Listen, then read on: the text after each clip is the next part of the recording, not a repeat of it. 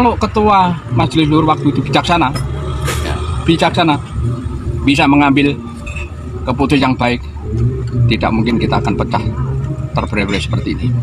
Tapi karena sesuatu yang kita juga tidak bisa menyampaikan, itulah hal-hal yang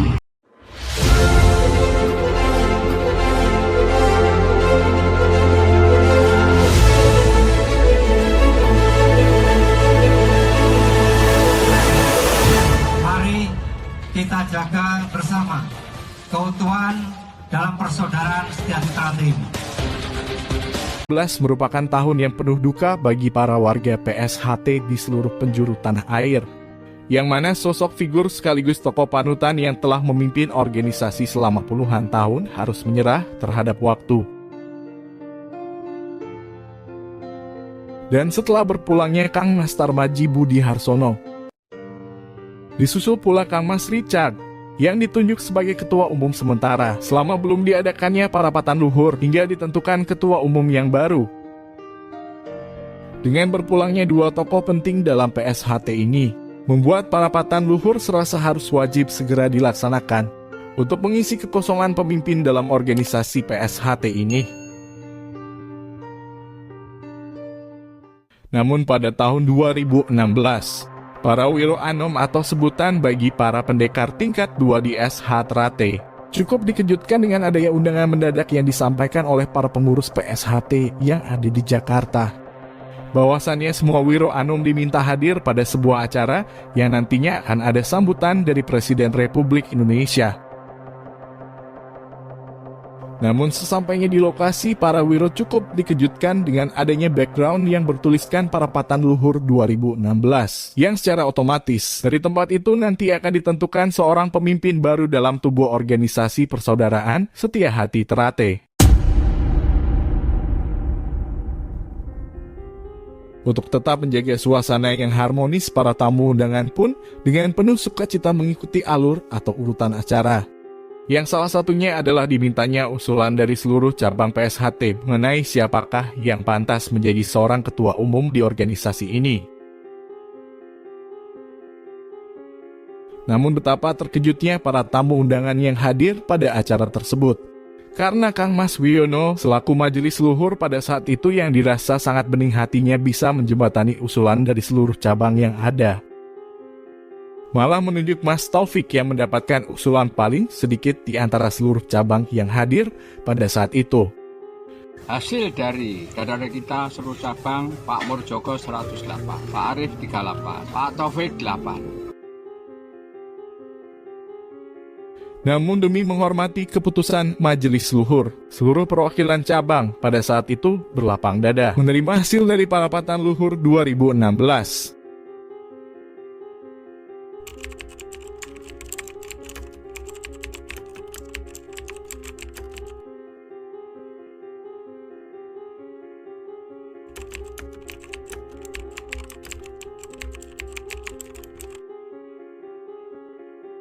Assalamualaikum warahmatullahi wabarakatuh.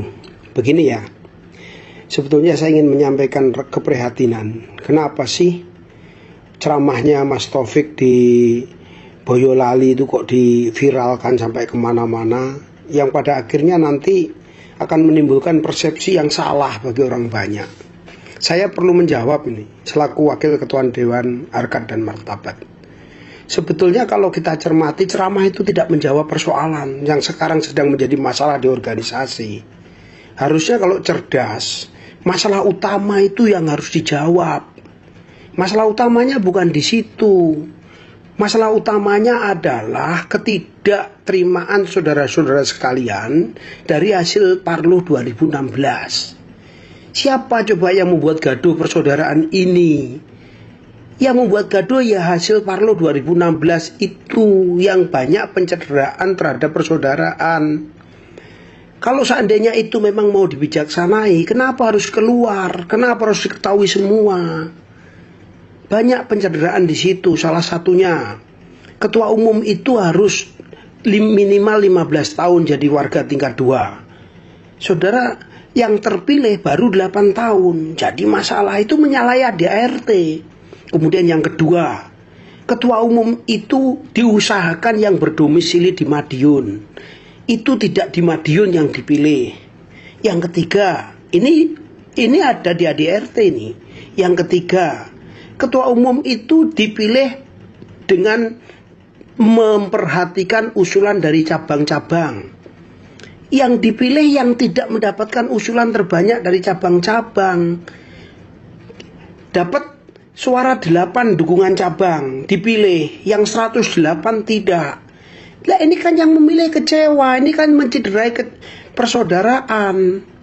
Tapi kita masih terima itu semuanya. Makanya saya berikan saran, tolong, ini pasti ada yang tidak terima. Kumpulkan dulu saudara-saudara sekalian, saudara-saudara kita, berikan penjelasan.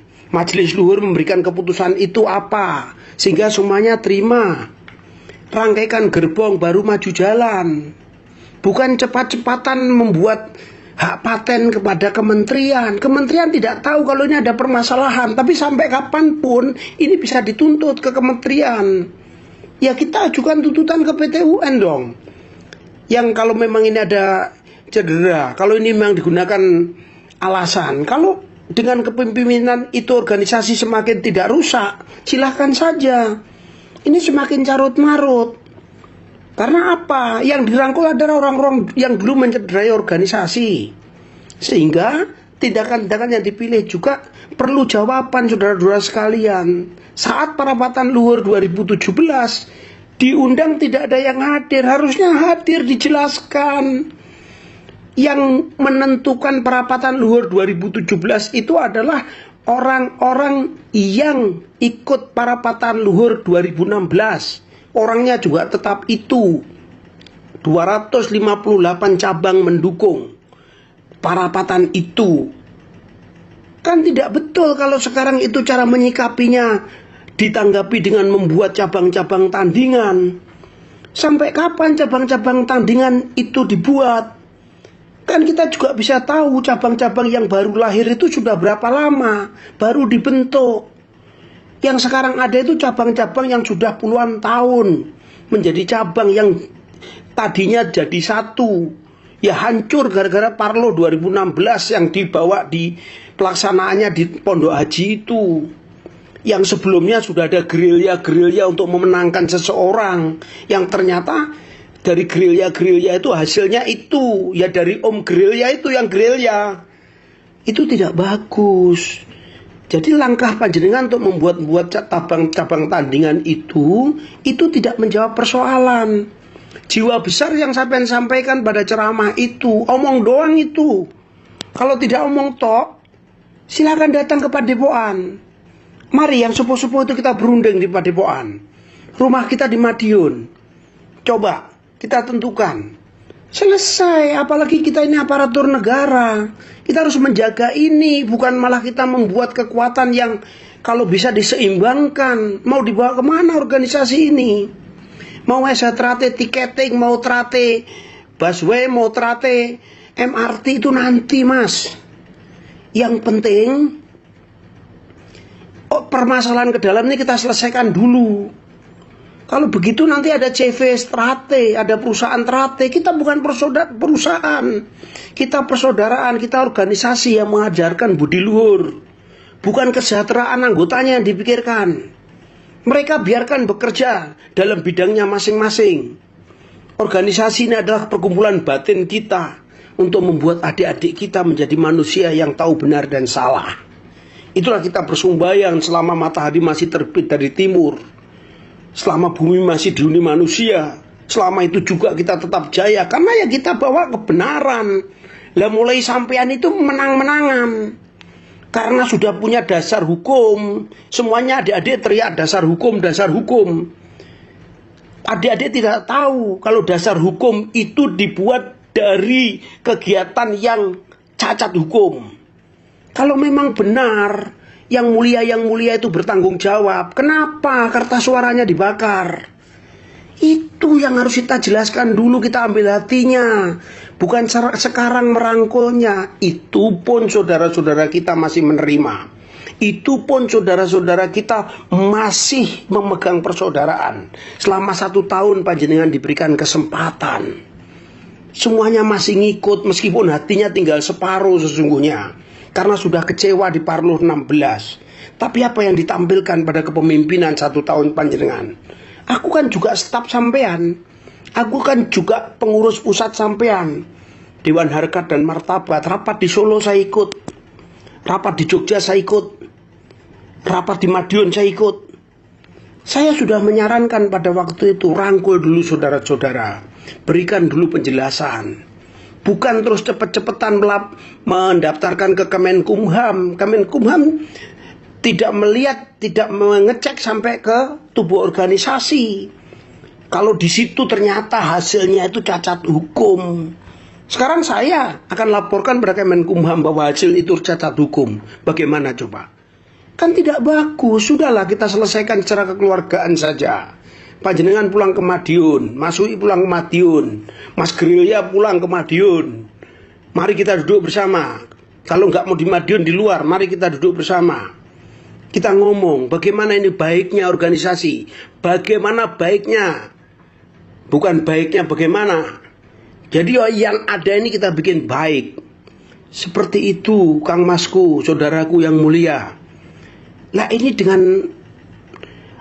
Waduh, apalagi kalau membuat lagi seperti itu nggak usah diviralkan lah, kecuali mengajak itu loh. Seperti itu, di situ masih ada kalimat kalau terpaksa. Ini kan tidak benar, kita pemimpin loh. Janganlah Mas, saya mohon ini. Saya mohon. Kita akan bawa kemana ini? Monggo, kalau seandainya perlu diskusi sama saya, nomor telepon saya sudah jelas. Panjenengan sudah tahu. Ini perlu saya memberikan keterangan ini supaya adik-adik tahu semuanya. Itulah permasalahannya. Panjenengan rangkul orang-orang yang dulu menyakiti organisasi kita. Itu nanti, kalau itu menjadikan program, semuanya harus tahu dulu. Sehingga tidak salah paham. Satunya salah, satunya paham. Harusnya seperti itu. Siapa sekarang yang mendukung sampean? Orang-orang yang dulu mengkuyo-kuyo zaman kepemimpinan Mas Maji. Orang-orang yang dulu mendirikan organisasi di luar Reza Trate. Sekarang gabung dengan panjenengan. Tidak kita dengar lagi nama organisasi yang mirip-mirip Reza Trate. Dulu ada. Sekarang gabung dengan panjenengan orang-orang itu. Berarti niat panjenengan sama dengan niat orang-orang itu. Tidak seperti itu. Jadi pas seduluran yang sampai omongkan dalam pidato itu kok kayaknya angel kita terima ya. Atau mungkin saya nggak nyambung. Demikian, mohon maaf ini mudah-mudahan menjadikan masukan, mudah-mudahan ini menjadikan perbaikan buat kita sekalian. Mohon maaf saya ngomongnya agak cepat, karena takut ini tidak bisa saya kirimkan. Semuanya ini saya kasih tahu. Saya bertanggung jawab karena saya ikut dalam kegiatan ini, saya ikut di dalamnya, saya ikut bertanggung jawab terhadap penyimpangan ini. Mas Murjoko, Mas Esbiantoro, itu manusia yang dari muda sampai sekarang mengurus Reza Trate dan di Madiun. Kita ini dinas kemana-mana, mbok sudah kasihkan dia. Wong dia yang didukung terbanyak. Kok panjenengan ngotot, apa sih yang panjenengan cari? Panjenengan mempengaruhi pejabat-pejabat yang belum tahu itu. Apa sih kalau kita menang? Tapi panjenengan ngomong tentang atas nama persaudaraan untuk memajukan organisasi. Kita lihat sejak pimpinan sampean maju mundur organisasi. Mohon maaf. Pengapunten untuk semuanya. Terima kasih. Saya Wakil Ketua Dewan Harkat dan Martabat Organisasi.